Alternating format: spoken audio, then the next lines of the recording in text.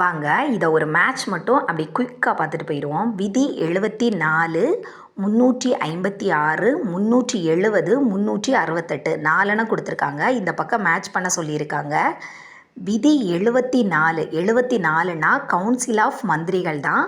அடுத்த 75 இவங்களோட நியமனம் பற்றி பேசும். 356 மாநில நெருக்கடி, 352 தேசிய நெருக்கடி, 360 நிதி நெருக்கடி, 370 பார்த்திங்கன்னா ஜம்மு மற்றும் காஷ்மீருக்கான தனி மாநில அந்தஸ்து. இது இப்போ இல்லை.